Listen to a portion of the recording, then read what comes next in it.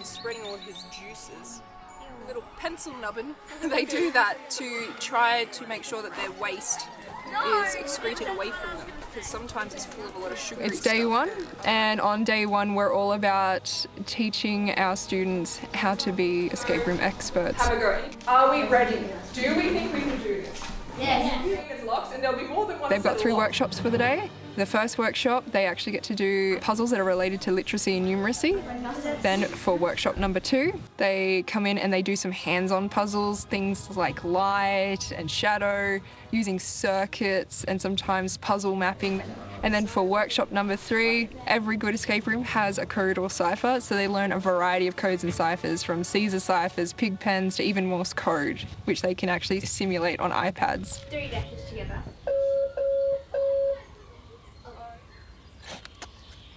When you get to your location, make sure, this is the super duper important part, that you check it has the same number as the one you think you're on at your minute. So basically we'll go in a loop around there and then back. Yeah, that's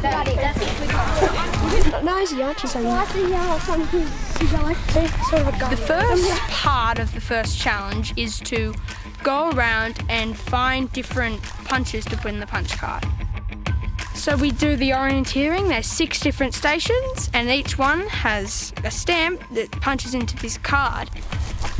It's sometimes hard to navigate through all tree branches falling everywhere, but it's been okay so far. Just potholes from the rabbits too, so Rex, who's got a broken arm, 41. And it goes to 30.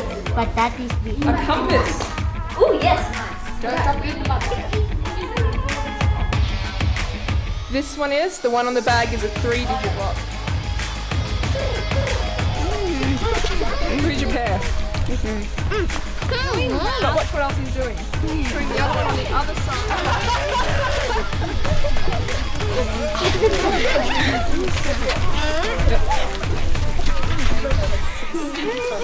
Now there's a reason. I got it.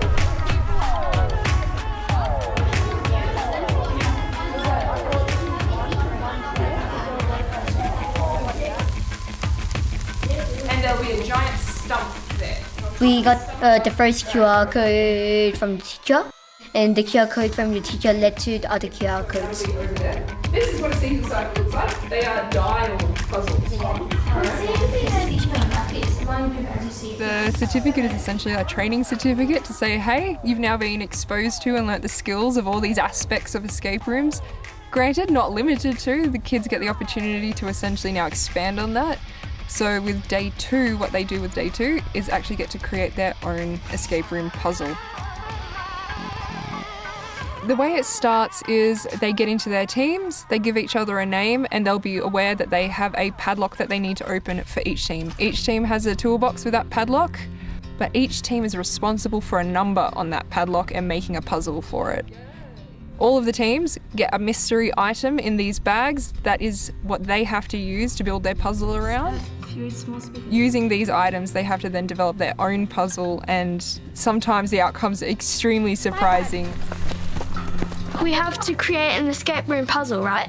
So we put the first clue in the technology room, which leads you to a different room, which has a pig pen code. That leads you to a different area, which has a riddle, which leads you to a new place, which has Morse code, which leads you to your final location where you have to complete a puzzle. You have to have critical thinking, you have to have a bit of memory, and you need to be able to think outside the box. I look around. Do not turn on the lights. Because each team only has their own number to use, they have to do each other's numbers to get the other numbers on the padlock. That is with something 100 million years old. Hint, beware, you might get bit.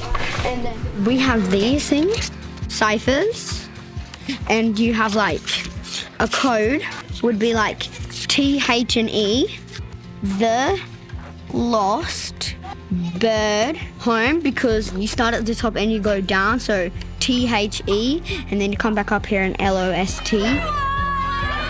Some of the kids thought of ideas that I actually hadn't prepared for when I'd given them the tools. Hit this mirror right here, and then go and hit that mirror. Each of the tools that I offered them, each of them had their own special thing. I had in my mind an idea of some things that they could use, but I didn't even have to suggest anything. It's a really long, tricky course. It includes a lot of brain work. It's not just creative thinking, but logical thinking, because the idea is they're given a number. Now you have to make a question, which is really unusual. That certificate includes little memoirs of the tasks that they did during the day with some of the icons on it. And it also leaves one last little puzzle with a kind of a final word from me.